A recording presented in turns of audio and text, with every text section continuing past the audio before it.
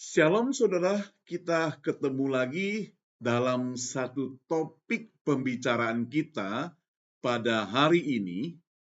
Saya mengambil satu topik burnout. Burnout itu sebenarnya apa? Terap burnout, istilah burnout itu pertama kali diperkenalkan oleh seorang yang bernama Herbert Freudenberger pada tahun 1974. Ya. Namun konsep burnout yang paling dikenal dikembangkan oleh orang yang bernama Christina Maslach. Nah, Maslach itu mendefinisikan burnout sebagai sindrom psikologis yang terdiri dari 3 dimensi. Jadi ciri khasnya 3 dimensi. Kelelahan emosional yang pertama, kedua, dipersonalisasi, dan yang ketiga, penurunan pencapaian pribadi. Jadi 3 hal ini. Dia juga mengembangkan alat pengukuran yang dikenal dengan Maslach Burnout Inventory yang disingkat dengan MBI, yang banyak digunakan untuk menilai burnout berbagai profesi. Jadi itu ada toolnya katanya ya. Cuma kita tidak masuk sampai sejauh teori seperti itu. Kita mau langsung ke praktisnya. Tapi sebelumnya mari kita berdoa. Bapa di surga, terima kasih kesempatan untuk kami berkenalan dengan istilah burnout dan bagaimana terjadi dalam kehidupan seseorang, yang kemungkinan juga bisa terjadi dalam kehidupan kami, Tuhan. Pakailah hamba-Mu dalam segala keterbatasannya, supaya pembicaraan atau istilahnya perkenalan singkat tentang burnout ini, kami boleh mengerti sekilas. Terima kasih Tuhan, dalam nama Tuhan Yesus kami berdoa. Amin. Nah, saya kembali kepada burnout. Burnout itu ibaratnya sebagai kondisi kelelahan fisik, emosional, dan mental yang intens akibat dari apa? Akibat dari stres yang berkepanjangan. Stres yang lama sekali. Biasanya terkait dengan pekerjaan ataupun tanggung jawab yang berlebihan. Terlalu banyak gitu. Ya. Over. Pekerjaan yang over. Nah, ini ditandai dengan perasaan kewalahan, kelelahan, ekstrim, dan kehilangan motivasi atau minat terhadap pekerjaan atau aktivitas yang biasanya bisa dinikmati. Sampai begitu parahnya. Sedangkan beberapa waktu lalu kita singgung tentang depresi. Depresi itu beda, cuma ada persamaannya. Depresi itu kan merupakan gangguan mood yang kita sebut dengan mood disorder, yang ditandai dengan perasaan sedih yang persisten, kehilangan minat atau kesenangan dalam aktivitas sehari-hari, dan berbagai gejala fisik, psikologi yang mengganggu fungsi normal seseorang. Nah, ini adalah kondisi medis yang dapat mempengaruhi pikiran, perasaan, dan perilaku. Sekarang kita coba untuk menandai perbedaan antara burnout dan depresi. Saudara, penyebab pertama, perbedaannya adalah dalam hal penyebab. Apa sebab orang itu burnout? Apa sebab orang itu depresi? Di sini kita bisa lihat. Burnout itu disebabkan biasanya terkait dengan stres tadi, pekerjaan, atau tanggung jawab yang berlebih. Overwhelming, berlebih. Sedangkan depresi dapat disebabkan oleh berbagai faktor termasuk genetik, biologis, lingkungan, dan psikologis. Kalau saya bisa tarik lagi lebih aplikatif dalam hidup kita, burnout itu berarti pekerjaannya terlalu banyak sehingga dia merasa lelah, capek. Tapi kalau depresi itu bisa jadi dia nggak ada pekerjaan itu. Terlalu capek, stres memikirkan tidak ada pekerjaan, bisa juga jadi depresi. Yang kedua, saudara, fokus kepada gejala. Kalau tadi penyebab, sekarang kedua gejalanya. Apa gejala orang burnout? Gejala terutama berfokus pada kelelahan, sekali lagi. Capek, dia sudah lelah. Penurunan kinerja, biasanya begitu semangat, begitu luar biasa. Tapi sekarang turun, apalagi terkait pekerjaan dan tanggung jawab. Jadi dia sudah burnout. Sedangkan depresi gejalanya mempengaruhi berbagai aspek, saudara. Dalam kehidupan, tidak terbatas pada satu area tertentu. Jadi luas, lebih luas masalah depresinya itu. Lalu yang ketiga, tadi pertama penyebab, kedua fokus pada gejala, maka ketiga adalah durasi ataupun intensitasnya. Burnout itu terjadi bagaimana? Burnout itu terjadi biasanya berkembang secara bertahap dan dapat membaik dengan perubahan situasi dan lingkungan. Jadi masih ada kesempatan untuk diperbaiki kalau situasi dan lingkungannya diubah atau ada perubahan. Tapi depresi beda. Depresi dapat muncul tiba-tiba dan bertahan lama dan sering memerlukan intervensi dari orang lain, profesional, untuk supaya dia menjadi membaik. Itu perbedaannya. Sekarang saya coba untuk mengecek apa pula persamaannya. Sebenarnya gejalanya pertama, gejalanya itu tumpang tindih. Keduanya dapat menyebabkan kelelahan. Antara burnout dan depresi sama-sama bisa menyebabkan orang lelah. Bisa menyebabkan orang kesulitan berkonsentrasi. Dan bisa menyebabkan orang penurunan motivasi. Jadi sama-sama punya seperti itu. Yang kedua, saudara, dampak pada kualitas hidup. Burnout dan depresi sama-sama dapat mengganggu fungsi kerja sehari-hari. Dari penurunan kualitas hidup secara keseluruhan. Mutu yang dihasilkan dalam pekerjaan itu bisa turun. Yang ketiga, pentingnya penanganan. Cara penanganannya juga ada kesamaan.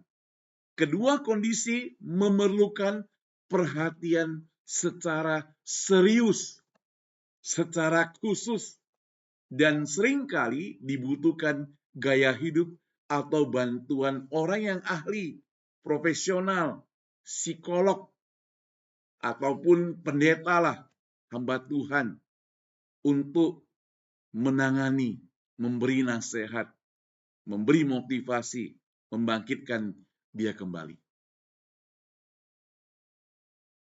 Apa yang bisa diajarkan oleh Alkitab kalau kita sebagai orang Kristen tentang burnout ini?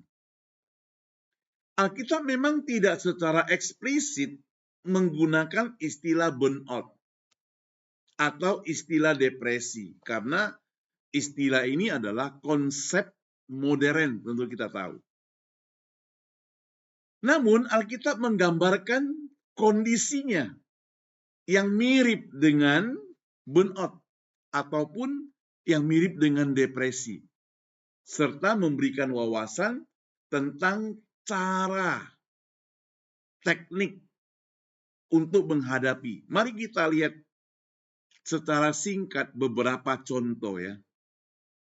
Pertama, Elia. Kita ingat salah satu contoh yang paling jelas dari burnout itu dalam Alkitab adalah kisah Nabi Elia. Di dalam 1 Raja-Raja 19:4-5, kalau saudara ada Alkitab, Saudara boleh buka dan saudara boleh baca. Tetapi ia sendiri masuk ke padang gurun sehari seperjalanan jauhnya. Lalu duduk di bawah pohon arar. Kemudian ia ingin mati, katanya. Cukuplah itu. Sekarang, ya Tuhan, ambillah nyawaku, sebab aku ini tidak lebih baik daripada nenek moyangku. Sesudah itu, ia berbaring dan tidur di bawah pohon arar itu.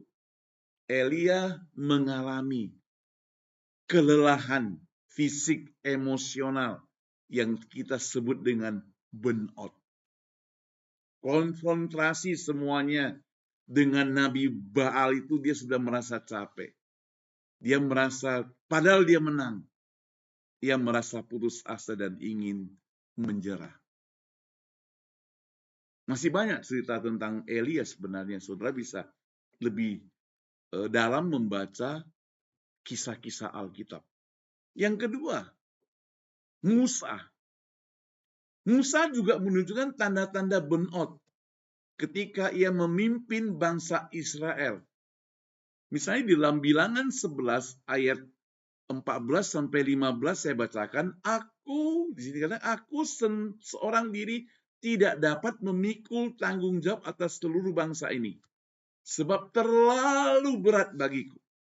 Jika engkau berlaku demikian kepadaku, sebaiknya engkau membunuh aku saja, jika aku mendapat kasih karunia dari matamu, supaya aku tidak harus melihat celakaku. Musa mengalami depresi yang berat. Saudara bisa bayangkan tidak? Musa yang lahir dalam masa-masa yang cukup sulit, terselamat oleh putri Firaun, jadi anak angkat putri Firaun. Dia dibesarkan dengan senang hidup di istana. Dia boleh belajar bagaimana berperang. Waktu dia umur 40, dia sebenarnya tahu dia adalah orang Israel yang sekarang dijajah atau dibuli lah apa sebagainya oleh orang Mesir, diperbudak. Maka dia mau menolong orang-orangnya. Dia melihat ada orang Israel disiksa atau dipukul orang Mesir, maka dia bunuh pemukul itu. Tapi apa yang terjadi? Ketahuan. Ya, ketahuan.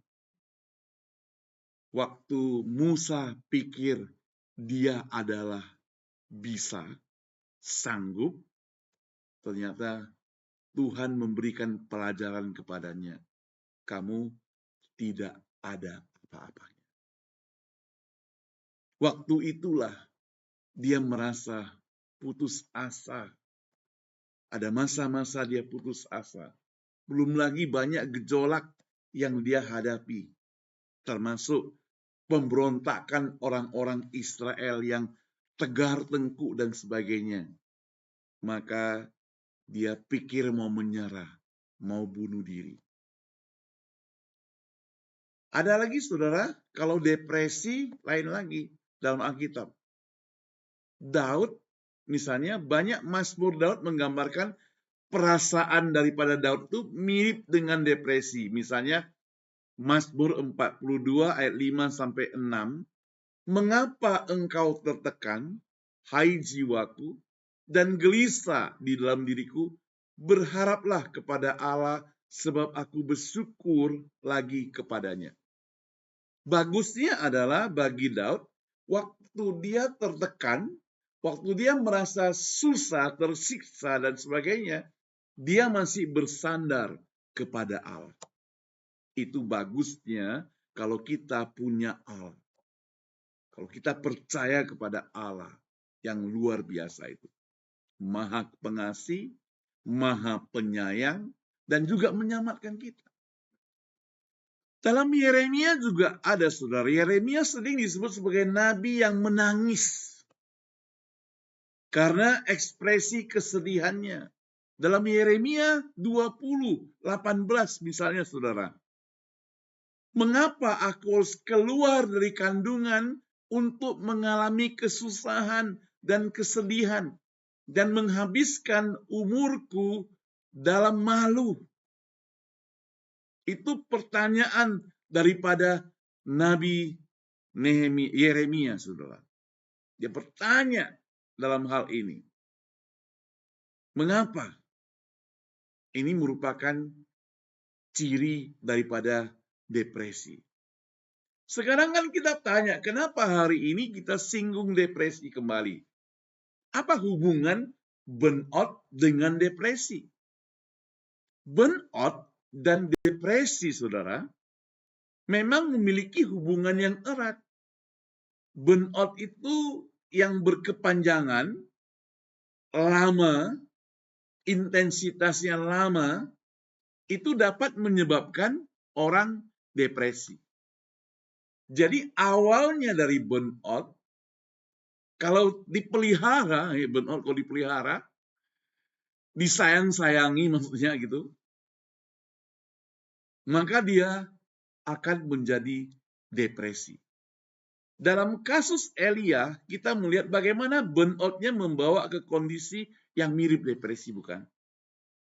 Di mana ia merasa putus asa dan ingin mati. Itu Elia.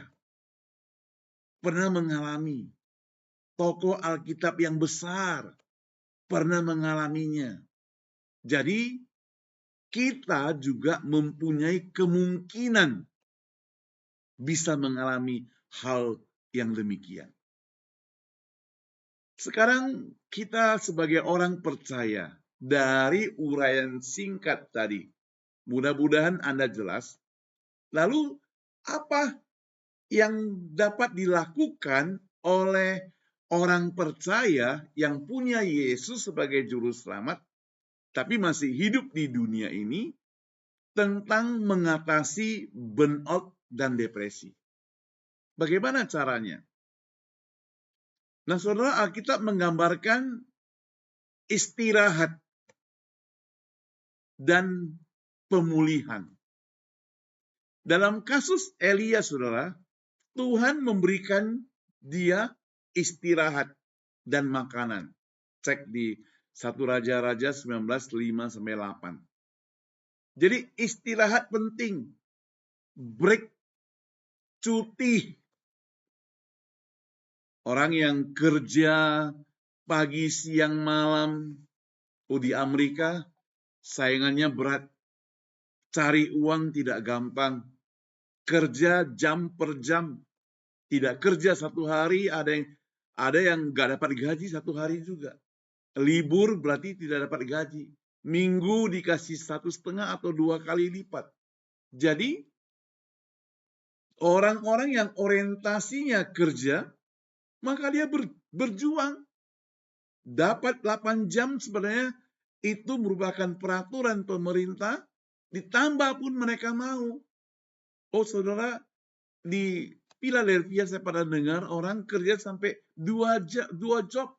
Di sini 8 jam, habis itu kerja lagi tempat lain. Sambung malamnya. Tidurnya sisanya waktu itu. Ada yang sampai sedemikian rupa untuk mencari uang.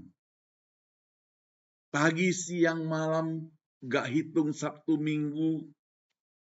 Minggu karena lebih double, dia mau terus menerimanya. Apalagi zaman sekarang di mana-mana kondisi tidak baik-baik saja, maka begitu ada pekerjaannya cepat-cepat diambil, tidak lagi menunggu-nunggu. Yang penting uang masuk, cuan kata orang. Nah, inilah yang bisa menyebabkan kita burnout. Yang kedua, mencari Tuhan. Alkitab sering mengingatkan untuk mencari Tuhan dalam masa-masa sulit. Ketika engkau dalam penderitaan, ketika engkau menghadapi malapetaka, ketika engkau dalam kesulitan, ancaman, bahaya, Tuhan kita cari. Filipi 4 ayat 6-7 berbunyi demikian. Janganlah hendaknya kamu khawatir tentang apapun juga. Tetapi nyatakanlah segala keinginanmu kepada Allah dalam doa dan permohonan dengan apa? Ucapan syukur. Maka damai sejahtera daripada Allah yang melampaui akal akan memelihara hati dan pikiranmu dalam Kristus Yesus. Ini pesan daripada Alkitab. Tidak boleh khawatir. Ada orang mengatakan khawatir itu adalah membayar hutang, padahal kita tidak pernah pinjam uangnya. Belum tentu terjadi. Dan kemungkinan juga memang tidak terjadi.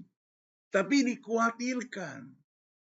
Sampai gak bisa tidur, gak bisa makan, gak bisa senyum, sulit bergaul, dan sebagainya. Susah. Ya. Orang percaya tidak mesti begitu. Yang ketiga, saudara, komunitas dan dukungan. Alkitab menekankan pentingnya komunitas. Alkitab menekankan kita penting berteman, mencari sahabat sesama. Bahkan di ajaran Kristen, sesama itu adalah sesama kita, disebut sebagai saudara.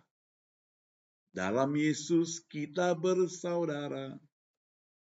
Kita bersaudara. Maka Galatia 6 ayat 2 berbunyi, bertolong-tolonganlah menanggung bebanmu. Demikianlah kamu memenuhi hukum Kristus. Bertolong-tolong. Ada yang susah, kalau bisa, kalau tidak berhalangan, ya tolong dia.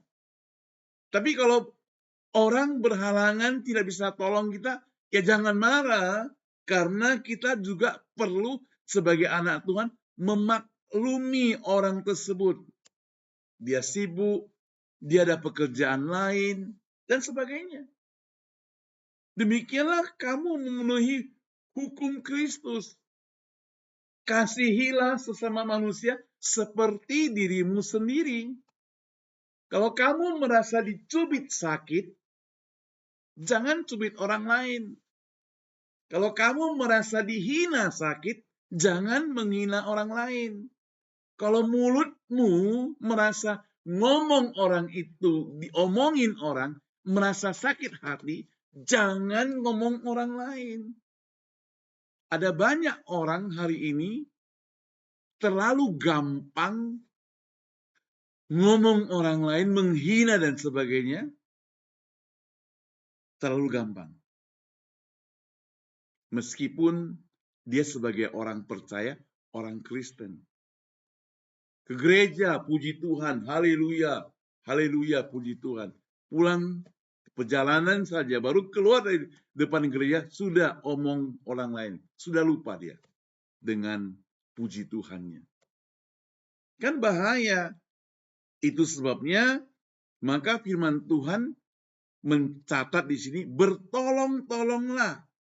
Pentingkan komunitas, pentingnya bersaudara. Maka hari ini firman Tuhan juga ingatkan, ingat dan kuduskanlah hari Sabat. Itu bukan omong kosong.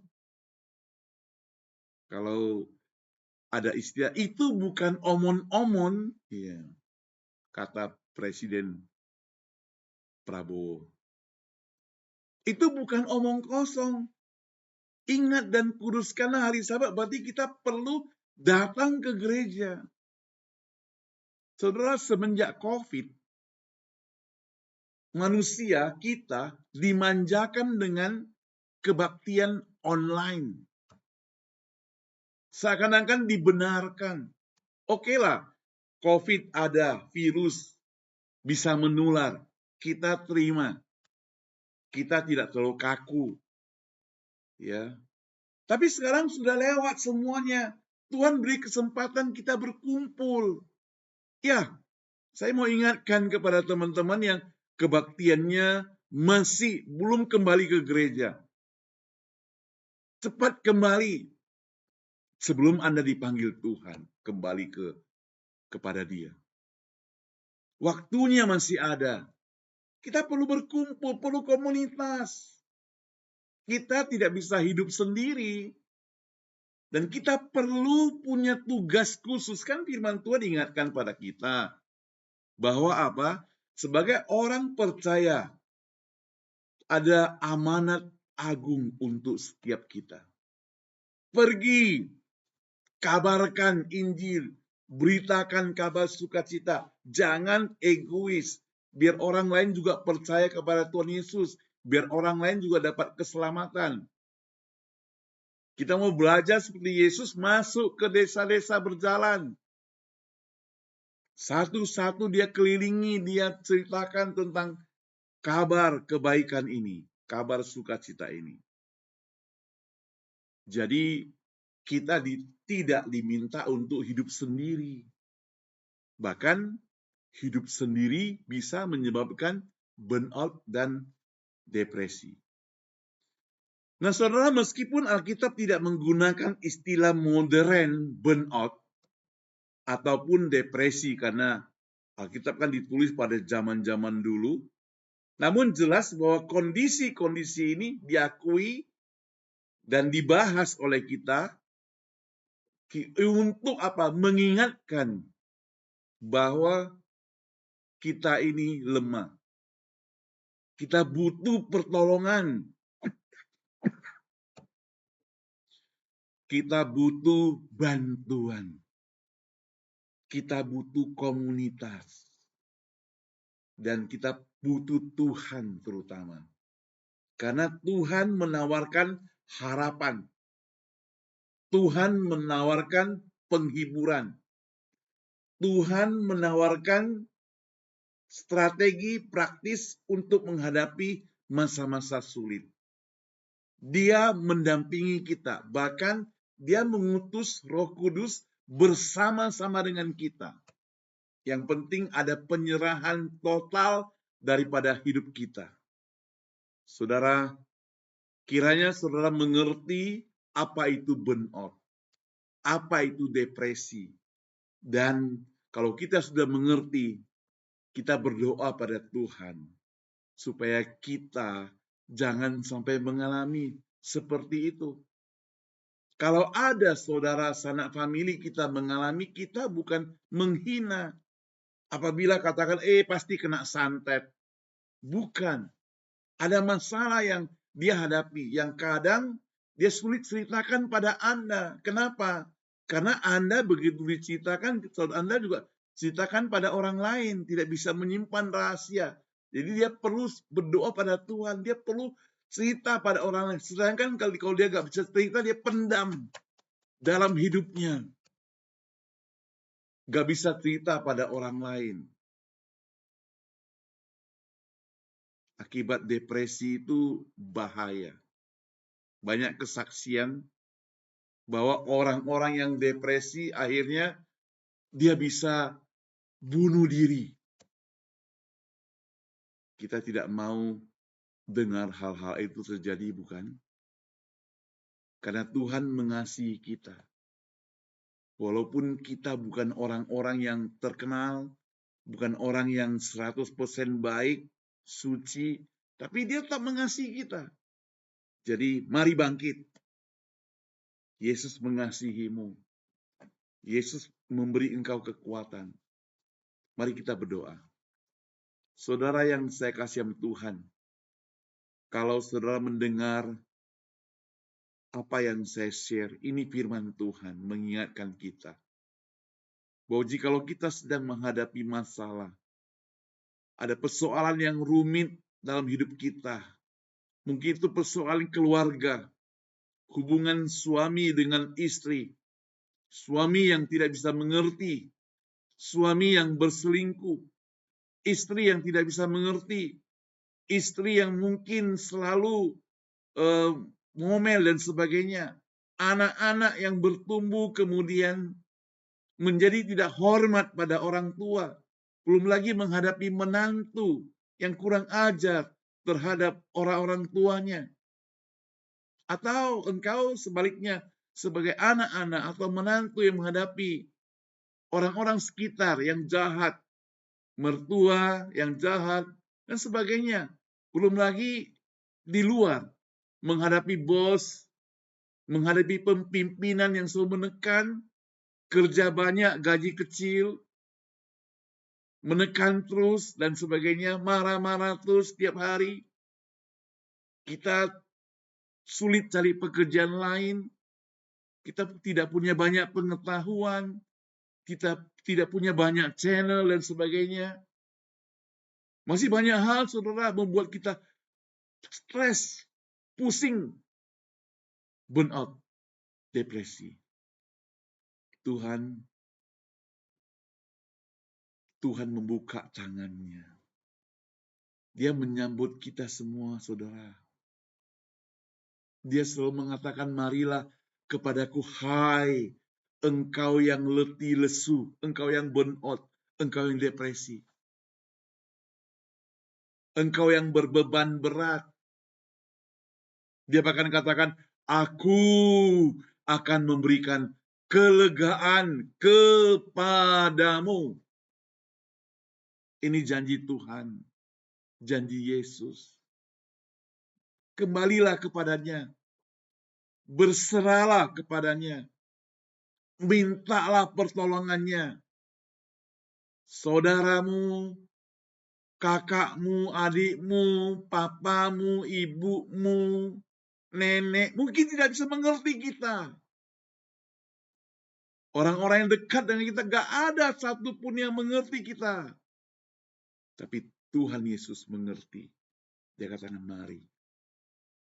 mari, aku yang akan memberikan kelegaan kepadamu. Mari kita berdoa. Bapa di surga, kami berterima kasih kepadamu untuk kesempatan yang indah ini. Kami boleh belajar satu topik, burnout. Burnout yang tanpa disadari kami bisa mengalaminya. Burnout kalau dipelihara akan membawa kami kepada depresi. Dan kalau sudah depresi, itu sudah menjadi yang berkepanjangan. Sulit untuk disembuhkan. Tuhan, kami percaya di dalam nama-Mu tidak ada yang mustahil. Apapun yang kami alami dalam hidup ini, kami bisa bangkit kembali asal Engkau dan saya mau menyerahkan seluruh hidup kita kepada Dia. Supaya Dia yang mengubah kita, Dia yang menyembuhkan kita, Dia yang memberikan pertolongan kepada kita. Tuhan, sahabat-sahabat, dimanapun Engkau berada, Tuhan yang kita sembah, Tuhan Yesus, tidak pernah tinggalkan Engkau. Mintalah pertolongan kepadanya. Terima kasih. Tuhan Yesus memberkati Anda semua. Mari di dalam nama Tuhan Yesus kami semua berdoa. Katakan saudara dalam hati. Amin. Saudara sekalian, topik burnout depresi ini merupakan satu topik yang saya mencoba untuk pergumulkan, menggeluti, mencari tahu dan sebagainya. Jadi saya share buat Anda semua.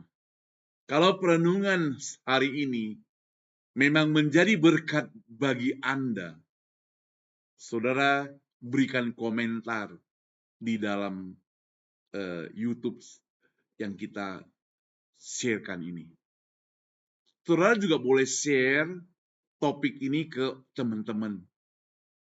Dan kalau saudara punya pengetahuan yang lebih, saya tahu ini hanya basic, dasar-dasar tentang masalah ini. Kalau saudara mau memberikan tambahan informasi dan sebagainya, juga boleh berikan komentar, gak masalah. Dalam komentar tulis atau saudara bisa kirim langsung ke email saya, saumiman@gmail.com. Sekali lagi, saumiman@gmail.com. Terima kasih. Tuhan Yesus memberkati kita tetap kuat, tetap setia kepada Tuhan. Sampai ketemu